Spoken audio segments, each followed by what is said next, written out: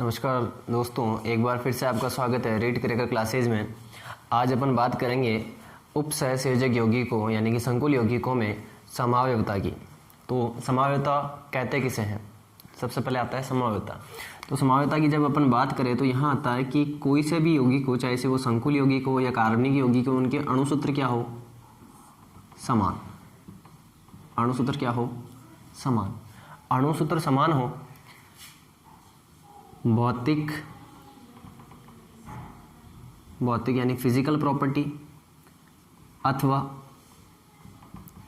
रासायनिक या फिर दोनों गुण अलग अलग हो। अणुसूत्र क्या होने चाहिए? समान होने चाहिए। भौतिक अथवा रासायनिक गुण या फिर दोनों ही क्या होने चाहिए? भिन्न भिन्न होने चाहिए। ऐसे यौगिक कहलाते हैं समावयवी, तथा इस गुण को क्या कहते हैं हम? समावयवता। तो अपन यहाँ पर ऐसे भी कह सकते हैं, ऐसे संकुल यौगिक जिनके अणुसूत्र समान होते हैं। ऐसे संकुल यौगिक जिनके अणुसूत्र समान होते हैं परंतु इनके भौतिक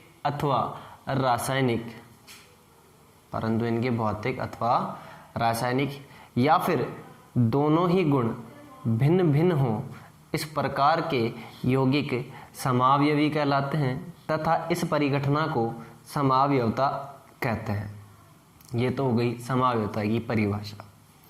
अब बात करते हैं संकुल यौगिकों में समावयवता कितने प्रकार की होती है। तो संकुल यौगिकों में समावयवता होती है दो प्रकार की, एक तो संरचनात्मक समावयवता और एक त्रिविम समावयवता। एक तो संरचनात्मक समावयवता और एक त्रिविम समावयवता। तो संरचनात्मक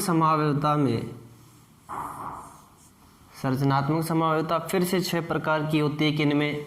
उपसहसंयोजक यौगिकों में। कौन कौन सी? आयनन समावयवता, दूसरी हाइड्रेट समावयवता। हाइड्रेट यहाँ जल, याद रखना। बंधन समावयवता, ये लिगेंड के उभयदंतुक लिगेंडों में पाई जाती है। ये जल जब लिगेंड के रूप में रहता है या लिगेंड या आयन समन्वय मंडल और आयनन मंडल के बीच में जल के अणुओं की संख्या क्या होती है? चेंज होती रहती है। यहाँ भिन्न भिन्न प्रकार के आयन देते हैं। यहाँ उपसहसंयोजन संख्या है, उपसहसंयोजन समावयवता आएगी। ये आती है लिगेंड जब स्वयं ही समावयवता प्रदर्शित करें, और यहाँ पर आती है लिगेंड जब किसी संकुल यौगिक में सेतु लिगेंड उपस्थित हो, तब उसे हम क्या कह सकते हैं? उपसहसंयोजन स्थिति समावयवता। नेक्स्ट आती है अपने त्रिविम समावयवता। त्रिविम समावयवता किसे कहेंगे? संरचनात्मक अणुसूत्र समान रहेगा लेकिन त्रिविम में उनके संरचना सूत्र क्या रहेंगे? त्रिविम में उनकी दिक् स्थान में व्यवस्था क्या हो जाएगी? भिन्न भिन्न हो जाएगी। उसे हम त्रिविम समावयवता कहते हैं। ये 2 प्रकार की होती है, ज्यामितीय समावयवता और प्रकाशिक समावयवता। नेक्स्ट अपन बात करते हैं संरचनात्मक समावयवता की। तो देखो, संरचनात्मक समावयवता की परिभाषा क्या होगी? संरचनात्मक समावयवता की परिभाषा होगी ऐसे संकुल यौगिक, स्ट्रक्चरल आइसोमेरिज्म, संरचनात्मक समावयवता। अणुसूत्र समान,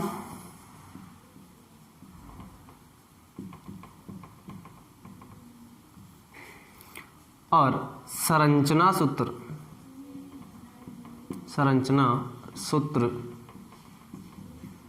भिन्न भिन्न, यानी कि ऐसे संकुल यौगिक जिनके अणुसूत्र समान तथा संरचना सूत्र भिन्न भिन्न हो, इस प्रकार के समावयवी संरचनात्मक समावयवी कहलाते हैं तथा इस परिघटना को संरचनात्मक समावयवता कहते हैं।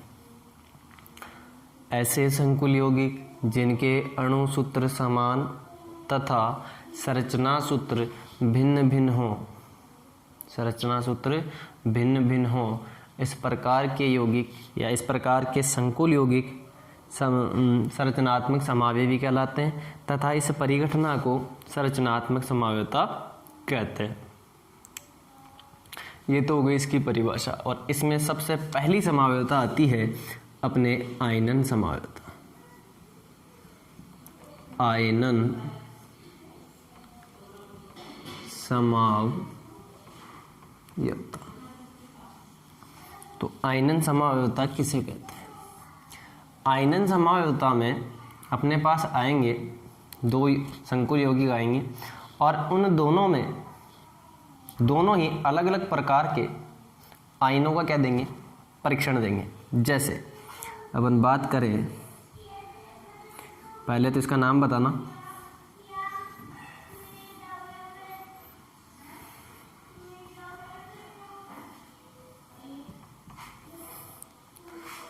और एक ये लेते हैं,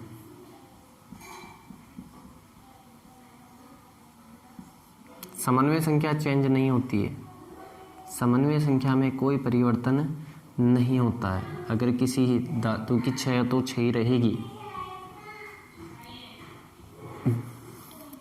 यहाँ देखो, तो यहाँ अगर अपन बात करें तो इसका नाम क्या हो जाएगा? सबसे पहले तो नाम की बात करें तो पेंटाएमीन, पेंटाएमीन क्लोरो, -1 -2 -3 उधर जाएगा +3, तो क्या आ जाएगा? Cobalt, third sulphate. ये तो इसका नाम हो गया। ऐसे इधर नाम करें तो पेंटाएमीन सल्फेटो, क्या आएगा? सल्फेटो। यहाँ सल्फेट आएगा क्योंकि ऋणायन था, यहाँ सल्फेटो आएगा, सल्फेटो कोबाल्ट थर्ड क्लोराइड हो गया। अब अगर मैं इसको जल में मिलाऊं, अगर मैं इसको जल में मिलाऊं तो ये किसका परीक्षण देगा? CONH3 का होल 5 Cl, ये प्लस, ये तो क्या आएगा? +2, और यहाँ आएगा SO4 -2, यानी SO4 आयन का क्या देगा? परीक्षण देगा। इधर अपन बात करें, इसको अपन जल में डालते हैं, इसको अपन ने जल में डाला तो ये अपने पास आ गया CONH3 का होल 5 NH3 का होल 5 SO4, ये आ जाएगा प्लस और ये Cl-। देखो दोनों के अणुसूत्र समान है, दोनों के अणुसूत्र क्या है? समान है, परंतु इसको जब जल में डाला तो हमें SO4 आयन का क्या देता है? SO4 2- आयन का क्या देता है? परीक्षण देता है। और जब हमने इसको जल में डाला तो Cl- आयन का क्या देते हैं? परीक्षण देते हैं। यानी दोनों में ही अलग अलग ऋणायनों का परीक्षण, धनायनों का और ऋणायनों का क्या दे रहे हैं? परीक्षण दे रहा है। तो इस प्रकार के यौगिकों को अपन संरचना आयनन समावयवी कहते हैं तथा इस घटना को हम आयनन समावयवता कहते हैं। तो इसकी परिभाषा क्या होगी? ऐसे समावयवी संकुल यौगिक, ऐसे समावयवी संकुल यौगिक जिनका आयनीकरण कराने पर ये भिन्न भिन्न प्रकार के आयनों का परीक्षण देते हैं, भिन्न भिन्न प्रकार के आयनों का परीक्षण देते हैं, आयनन समावयवी कहते हैं तथा इस घटना को आयनन समावयवता कहते हैं। नेक्स्ट बात करते हैं, इसी को आगे समझना चाहे तो हम ये कह सकते हैं कि अगर मैं इसको BaCl2 के साथ क्रिया कराऊं, बेरियम क्लोराइड के साथ क्रिया कराऊं, तो मेरे पास आएगा BaSO4, बेरियम सल्फेट का श्वेत अवशेप।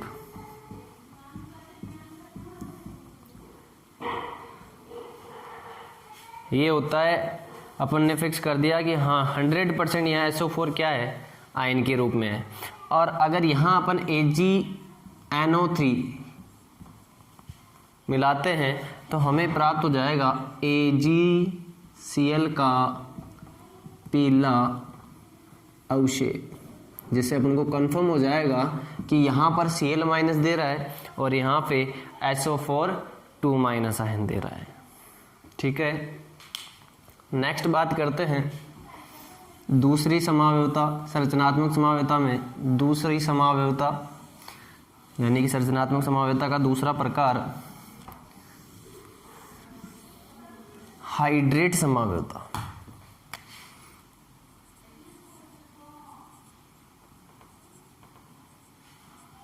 हाइड्रेट समावयवता।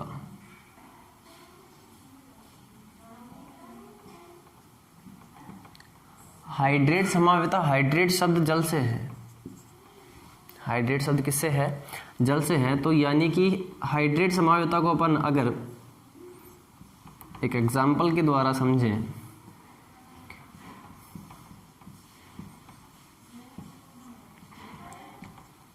तो देखो, लिगेंड के रूप में यहाँ जल है, लिगेंड के रूप में यहाँ जल है। जल के कितने अणु हैं? 3। कितने हैं? 3। और ये है सामान्य ऋणायन। अब यहाँ देखो, अगर मैं दूसरा यहाँ पे लिखना चाहूँ तो उसका अणुसूत्र तो समान होना चाहिए ना? बिल्कुल अणुसूत्र समान होगा। एक जो क्लोरीन था वो पहले ऋणायन की तरह कार्य किया, अब लिगेंड की तरह कार्य कर गया। अब यहाँ पर जो जल था, यहाँ पे जो जल था, अब वो क्रिस्टलन जल की भांति व्यवहार कर रहा है। CO NH3 का whole thrice H2O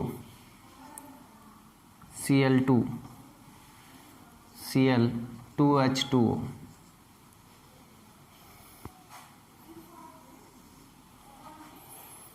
CO NH3 का होल 3 Cl3 3H2। तो यहाँ देखें तो इन सभी के अणुसूत्र क्या है? समान है। लेकिन लिगेंड के रूप में जल के अणुओं की संख्या क्या है? भिन्न भिन्न है। तो इस प्रकार के समावयवियों को हम क्या कहते हैं? हाइड्रेट समावयवी। तो ऐसे संकुल यौगिक जिनमें जल के अणुओं की संख्या लिगेंड के रूप में भिन्न भिन्न हो, लिगेंड के अणु भिन्न भिन्न हो, तो इस प्रकार के समावयवी क्या कहलाते हैं? हाइड्रेट समावयवी। तथा इस गुण को हम क्या कहते हैं? हाइड्रेट समावयवता।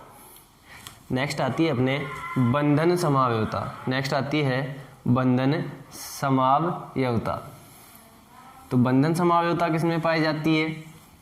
बंधन समावयवता पाई जाती है जिन संकुल यौगिकों में उभय दंतुक लिगेंड उपस्थित हो, जिन संकुल यौगिकों में उभय दंतुक लिगेंड उपस्थित हो। थर्ड है अपनी बंधन समावयवता। तो देखो, इनमें क्या होता है कि अपने पास जैसे कोई संकुल यौगिक आ गया, जैसे मान लो CO NH3 का होल 5 CN, और इस पे चार्ज आ गया 2+। नाम लिखो, नाम लिख सकते हैं ना अपन? पेंटामीन, साइनो, कोबाल्ट, थर्ड आयन लिखेंगे क्योंकि क्या है? धन आयन है। यहां पर दाता परमाणु का काम कौन कर रहा है? C। और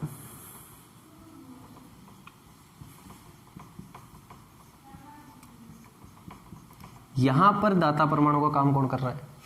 N, क्योंकि पहले C दे रहा था Lp, अब कौन दे रहा है? N दे रहा है। ये कहलाते अपने उभय दंतुक लिगेंड। यानी कि ऐसे संकुल यौगिक जिनमें उभय दंतुक लिगेंड उपस्थित होते हैं, वे क्या करते हैं? बंधन समावयवता प्रदर्शित करते हैं। अब एग्जाम में क्वेश्चन कैसा आएगा? एग्जाम में क्वेश्चन आएगा इस प्रकार से, ये आ गया, वो बोलेगा इसका बंधन समावयवी बनाए। क्या बनाए? इसका बंधन समावयवी बनाए। जैसे फॉर एग्जांपल अपने करते हैं कि अपने पास आ गया CrH2O का होल 5 NO2 2+ का बंधन समावयवी बनाए। तो बंधन समावयवी क्या आ जाएगा? CrH2O का होल 5 ONO, और नाम भी लिखिए तो नाम भी लिख देंगे, पेंटा एक्वा नाइट्रोक्रोमियम थर्ड आयन। ठीक है, इसका नाम लिखेंगे तो पेंटा एक्वा ओ नाइट्रिटो, क्या लिखेंगे? पेंटा एक्वा नाइट्रिटो क्रोमियम थर्ड आयन लिख देंगे। तो ऐसे समावयवी को हम बंधन समवायवी कहते हैं तथा इस परिघटना को हम क्या कहते हैं, बंधन समवायता कहते हैं। नेक्स्ट इसकी 3 समवायता और बची है।